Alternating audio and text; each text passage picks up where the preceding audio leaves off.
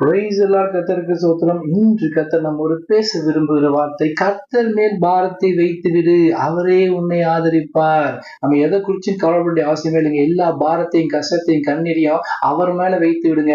அவர் நமக்காக பாவமாகி சாவமாகி கல்வாரி சிலுவையில எல்லாவற்றையும் சுமந்து தீர்த்து விட்டார். அவர் உங்களை விசாரிக்கிறான். அப்படியால் உங்களுக்கு கவலையெல்லாம் அவர் மேல வைத்து விடுங்கன்னு வசனம் இருக்குது. நம்ம விசாரிக்கிற தேவன் ஒருத்தர் இருக்காருங்க. உனக்கு என்ன தேவை, உனக்கு என்ன வேணும், ஏன் அப்படி அழுதுட்டு இருக்க, ஏன் கண்ணீருக்காய, ஏன் இவ்வளவு கண்ணீரோட இருக்க, ஏன் தனிமையில இருக்க, ஏன் ஒரு உபத்திரத்துக்குன்னு சொல்லி நம்ம விசாரிக்கிற ஒருத்தர் இருக்காரு. அவர் தான் தேவன். அவர் உங்களை விசாரிக்க ஆடுபடியால் உங்க கவலையெல்லாம் அவர் மேல் வைத்து விடுங்கள். உங்க கவலைகள் கஷ்டம் எல்லாத்தையும் அவர்கிட்ட ஒப்பு கொடுத்துட்டு நீங்க அவர் சமூகத்துல அமர்ந்திருந்தீங்கன்னா, நீங்க அமர்ந்திருந்து நானே தேவன் அறிஞ்சுக்கணும்னு சொல்லிட்டு இல்லையா, அவர் சமூகத்துல அமர்ந்திருந்த ஒரு பிரசனத்துல அமர்ந்திருந்த ஒரு வேதத்தை வாசிச்சு அவருக்கு பிரியமான பிள்ளை நடக்கும்போது உங்க பாரத்தை அவர் சுமந்து தீர்த்துடுவாங்க. நீங்க எதை குறிச்சும் கவலை அவசியமே இல்லை. ஒருத்தருக்கு என்ன பாரம், என்ன கவலை பண்ண, குடும்ப கவலையா இருக்கலாம், பிள்ளைகளை குறித்து கவலையா இருக்கலாம், எதிர்காலத்தை குறித்து கவலையா இருக்கலாம், திருமண காரியங்கள், வேலை காரியங்கள், படிப்பு காரியங்கள், ஊழிய காரியங்கள், எதை குறிச்சு நீங்க கவலையா இருக்கீங்க. என் பிள்ளை என்ன ஆவான்னு தெரியல, என் பிள்ளைக்கு எப்போ கல்யாணம் ஆகும் தெரியல, எப்போ குழந்தை பிறக்கும் தெரியல, இவ்வளவு தடைகள் இருக்கு, என் வாழ்க்கையில எப்போ முன்னேற போறேன்னு தெரியல, எப்ப எனக்கு நியாயமா வேண்டிய ஆசீர்வாதம் தனவான் சேர போகுது,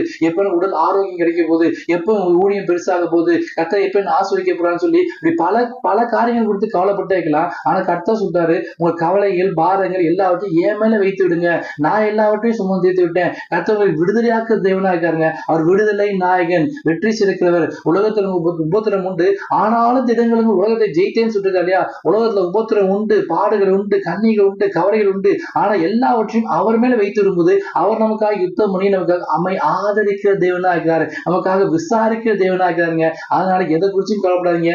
எல்லாவற்றையும் கர்த்தர்ட்ட ஒப்பு கொடுத்துட்டு நீங்க கர்த்தர் சமூகத்துல அமர்ந்துருங்க. அவர் உங்களுக்கு வாசலை திறந்து கொடுத்து ஒரு நித்திய இளைப்பாறுதலை, சந்தோஷத்தை, சமாதானத்தை இன்றிலும் தரப்படுறாரு. விசுவாசத்தை பெற்றுக்கொள்ளுங்க. எல்லா பாரத்தையும் கர்த்தர்ட்ட ஒப்பு கொடுத்துட்டு நீங்க சந்தோஷமா இருங்க. ஆமென். God bless you.